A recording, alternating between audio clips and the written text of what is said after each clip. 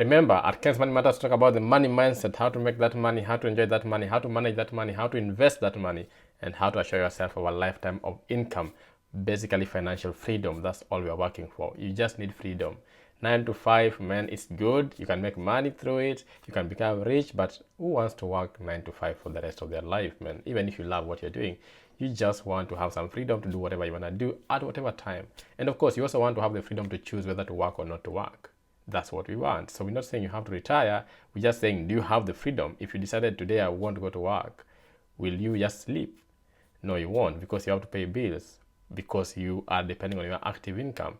All we need is that dependency on active income to stop. And so we can depend on passive income and we can be financially free. And that's what we call real freedom. Freedom of time and energy.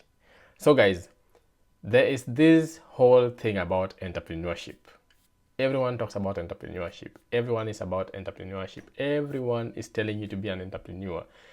Now, today I'm here to be the devil's advocate. I'm going to say you do not have to be an entrepreneur, by the way.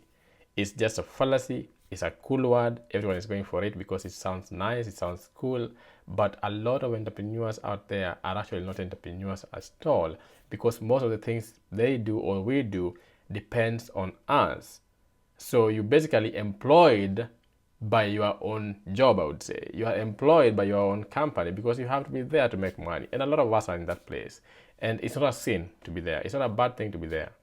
But what I'm saying, even such people still require financial freedom. So do not say you are financially free just because you depend on your company, because even that company requires your presence. And if you're not there at all, then that company will probably not give you the same amount of money it's giving you or the same amount of revenue. It requires you to be there, or it will actually die if you're not participating in it. So you're basically employed, even though you're not employed by someone else. You're employed by your own company, or you've employed yourself.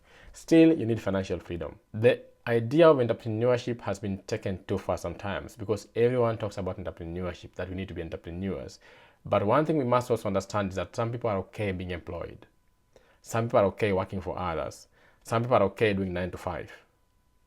And people have become rich with 9 to 5. I've heard people say, oh, you can never be rich with a 9 to 5. You can never be rich if you are employed. That is a blatant lie. You can be rich even if you are employed. You can be rich. You can be rich. It's very possible. It has been done. So many people have done it. So many people are doing it right now as we speak. And you can easily build real wealth even in employment. So it just depends basically on how you're going to do it. The only thing you need for you to be rich, even if you are employed, is consistency and focus and discipline. And you can make as much money as you want. And there are so many investment options that I have spoken about in this channel that can make you a multi-dollar millionaire if you are consistent with it. We would say it could take longer if you are employed. And yes, if you are comfortable with the duration, that's fine, because some people are not in a hurry to get to a particular destination. They are okay with what they are doing. They are okay with the salary they are making. They are okay with the changes they are making at their workplace. And whichever way, what they are looking forward to is having a good life, a wealthy life, and still having been employed. So, of course, as an entrepreneur, chances are you can make way more money at a much faster speed than anyone else. And yes, that provides that opportunity, but we must understand that not everyone is born to be an entrepreneur. Not everyone is predisposed to be an entrepreneur, and therefore if we force people to be entrepreneurs, we end up losing people who can actually do way better in employment. So you do not have to be an entrepreneur to be wealthy, and that's the reason why I'm making this video. I'm just telling you, all you need for you to be wealthy is consistency. If you are consistent and you know exactly what you want, and you have very clearly defined goals, and you know how to utilize your skills to go up the ladder and make sure that you can make as much money as possible and invest as much as possible, then you're going to make money. You only need to do 3 things if you are employed. Number 1, you need to make the money. So of course you have to be employed and you need to have cash flow.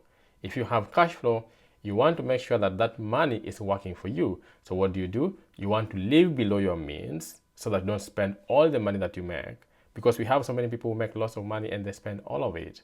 So you need to live below your means, save as much as you can, and then take that money and invest it. So only 3 things. Utilize your skills, to generate that income in employment. Live below your means. Sometimes I find the advice of living below your means to be a bit cliche, but of course, it depends on the kind of life you want, depends on what below your means means to you as a person. It doesn't have any world standard or whatever, but below your means would be somewhere you feel comfortable. Make extra money. If you want a better life at the moment as you build wealth, make more money. Utilize your skills to generate more income. There are so many ways you can utilize your skills to generate more income. Okay, so if you can utilize your skills in employment, work for people, make more money, use that money that you have made, invest it in very good assets, and those assets that can generate proper income and capital growth, you will definitely be rich without business, without entrepreneurship. If you do those three things, make money, live below your means, invest the difference, and start as early as possible so that you have time and you can use the compounding effect to your advantage, then you're going to make money for sure. There's no reason why you can't be rich as an employed person. And that's why I wanted to dispel that idea that you have to be an entrepreneur for you to be rich. No, you can be rich as an employee. You can be rich even if you're employed. It just depends on where do you put your money and how do you manage your money and how do you spend your money. So let's come to the investment calculator, for instance, and let's just see how realistic it is that you can actually make money. So let's say you are consistent, you are investing a set amount of money every single month, and you're doing it over the period of time that you're employed. Because as someone who's employed, you could say, I want to be employed for as long as possible. Therefore, I'm not really interested in entrepreneurship. I'm not interested in retiring too early. I just want to work, make money, and invest as long as I can. You come here, you check how much you can invest monthly. You can start with $1,000 a month. You do it for 10 years with a market return of around 10%.